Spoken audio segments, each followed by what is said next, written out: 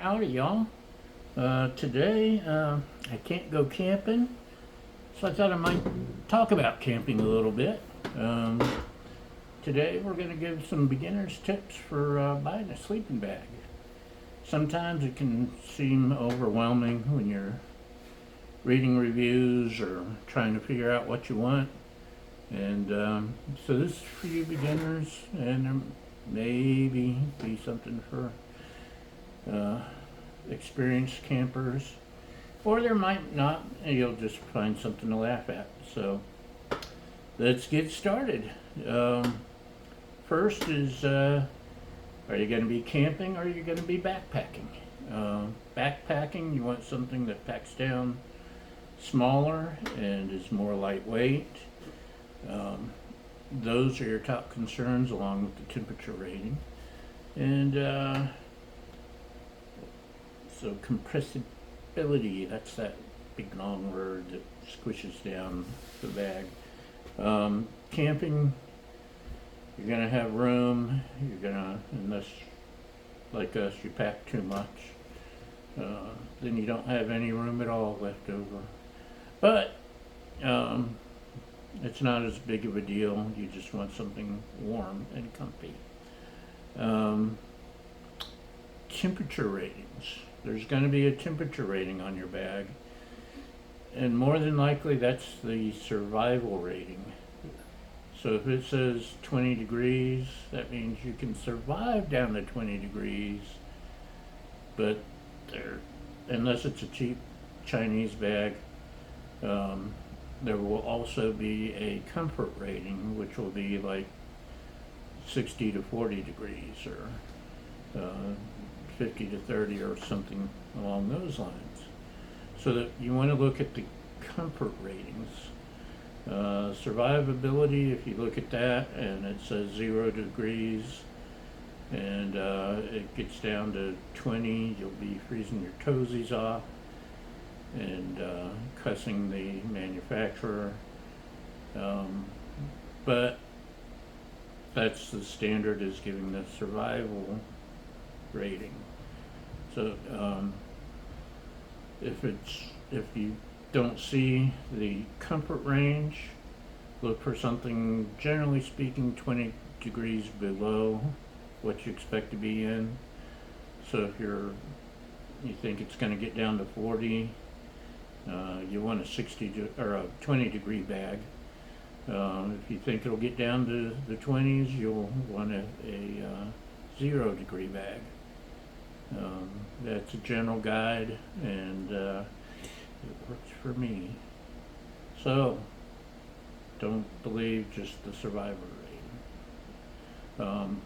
It's kind of like tents. Tents will say this is a 4-man tent, and someone buys it, and they're going to complain that there's only room for 2 people. The 4-person tent is made, if you put 4 sleeping bags side by side, they fit. If it says 6-person, get a 4. You'll have room for 3 people, maybe 4. If it says 12-person, you've got room for 6 people. You get the idea, maybe. If you're trying to keep warm, you want a draft collar.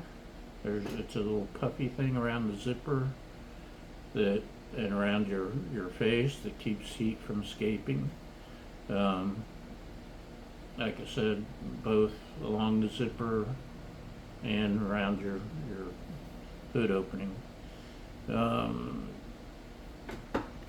There's rectangular bags and mummy bags and semi-rectangular bags, and there's some oddball shapes and sizes, but we'll stick with rectangular and mummy. The rectangular bag is good for if you get claustrophobic, you need to move around, it gives you more space. Also, generally, you can zip 2 rectangular bags together and make a double. Although check with the manufacturer, that's not always the case. On the other hand, a mummy bag is tighter, especially at your feet. That's to help heat from escaping. It's more efficient at retaining the heat. They're lighter and packed smaller, so they're better for hiking, or if your car's overcrowded and you need the space. The semi-rectangulars are a compromise between the two. There's a little more space in the feet, basically. There's also top quilts. I'll mention those briefly. I have a Sierra Designs top quilt. It's down. I love when I'm solo camping.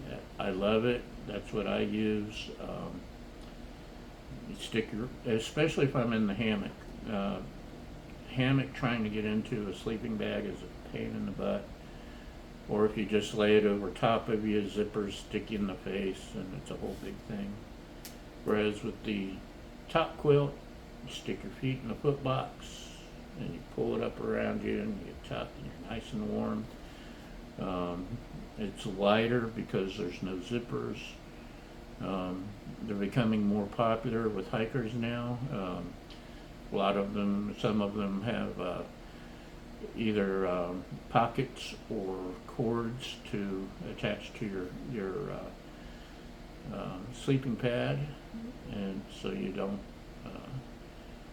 slide off of it or anything. It helps keep the heat in, and like I said, I absolutely love mine.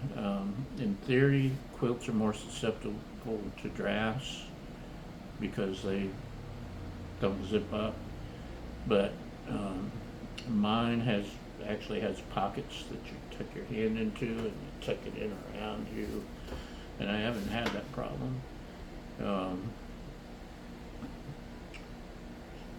That's the top quilts.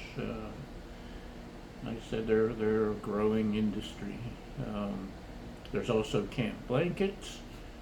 I've got several camp blankets, including a down.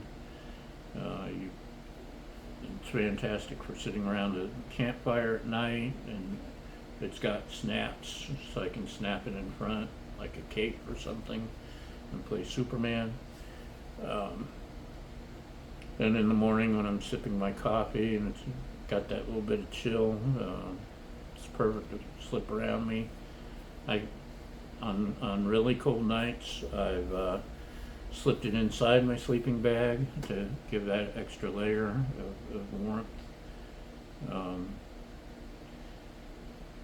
You don't want to put it on top of the sleeping bag as an extra layer because it just slides off.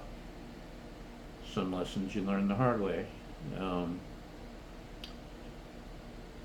In the hammock, I've even slung it over my ridge line as that extra layer of warmth, and it gave me a few extra degrees, and I was very glad I had it. In most cases, you're going to need a sleeping pad of some kind, and when you lay on a sleeping bag, you compress the loft and you lose the insulation value because it's compressed and you need that air in there. Patty cake.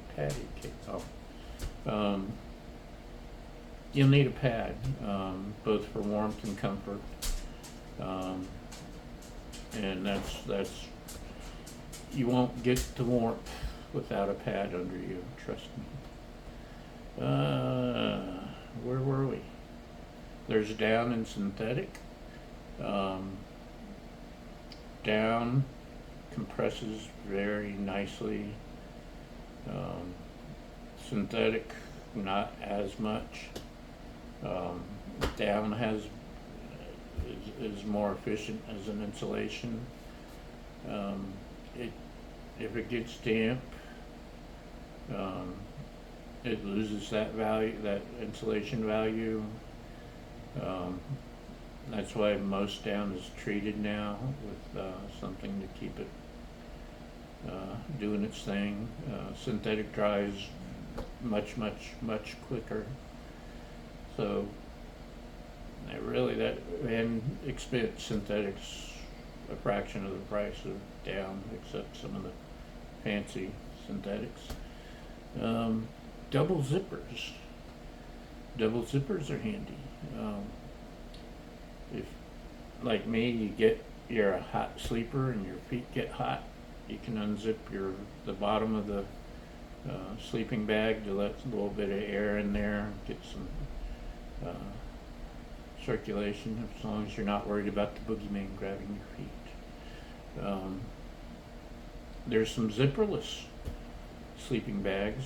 Sierra Designs makes some neat ones with some interesting designs. I haven't tried one yet, but I'm very intrigued. But I can't afford one yet. I spent too much on other toys. Stash pockets. You'll see a lot of sleeping bags bragging about their stash pockets. Some of the really cheap bags, the pocket's so small it's useless. You might be able to slide a key into, and that's it. One of my camp blankets has a zipper right on the edge of the, I know you can't, that's meaningless, isn't it? Right on the edge of the seam, so it's hidden, which is kind of cool. But I thought stash pockets were awesome the first time I saw one or bought one with it. Now I barely use them. It may be a bigger deal if you're backpacking, and I haven't backpacked in quite some time. In fact, last time I backpacked I was here in Utah, and that's been a while, 20 years. Anyway, if you're backpacking, you might use it to keep your wallet in or your phone. Personally, I just don't find them that useful anymore, but that's just me. Now, if you got a sleeping bag and you're still cold, but you don't want to shell out the bucks for a more expensive one, there are other things you can do. Layer, that's number one. Layer your clothing. You can get a sleeping bag liner off Amazon for between 10 and 20 bucks. On Temu, it's probably $1.50.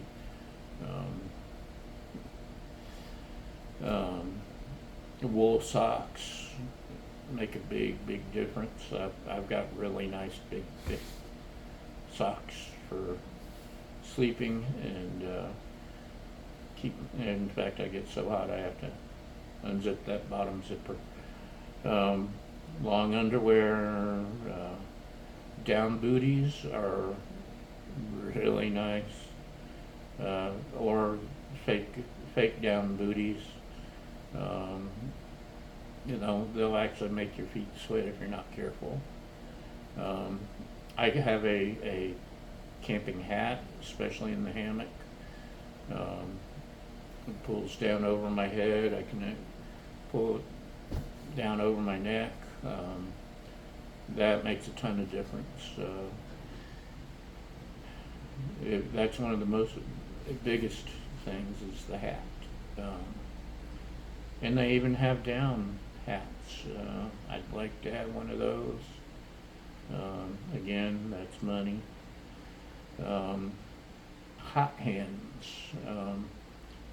like hunters use. You can slip them in your little packets. You slip in your socks, and then your gloves, and your pockets, and they can make a difference for a couple hours. Glove liners are awesome, especially a pair of silk glove liners or cotton. Cotton's probably works better as an insulator. Slip those on, they're lightweight. and your hands shouldn't sweat unless it's too warm for them, and then you shouldn't be wearing them. Glove liners, I have them for the motorcycle anyway, for when I'm riding and it's cold, which I do. I love riding in cold weather. So those along with the hat and my wool socks, and I'm happy. The camping blanket, like I said, that's an extra, and you can have a cheap blanket from the house or Comfort or something. And when it's time to go camping, a stuff sack is what you want to stick your bag in. It usually compresses everything down, saves space, especially if you're hiking or on the motorcycle. I do worry about space on the bike. But when you're home and you're storing it, you don't want it compressed. You want the loft to do its thing. You don't want it permanently compressed. So a storage bag made of cotton or mesh works great. A lot of people use a king size pillowcase. My top quilt has a giant mesh bag. Takes a lot of space, but it's perfect for storing it properly. Also, a lot of sleeping bags have little loops at the foot end, and you can hang them if you've got some place to hang them from, a very tall closet or something. I know that's what a lot of people with garage space or next spare room will hang them, and it looks like an REI store when you walk in their room or their garage. Anyway, that's it. You've made it to the end. Congratulations, and thank you for sticking around and listening to my rambling. Hopefully you got something out of it. Or at least were entertained. And we'll be back another time with something else, hopefully just as or more than entertaining and enlightening, and we'll see you then. Bye!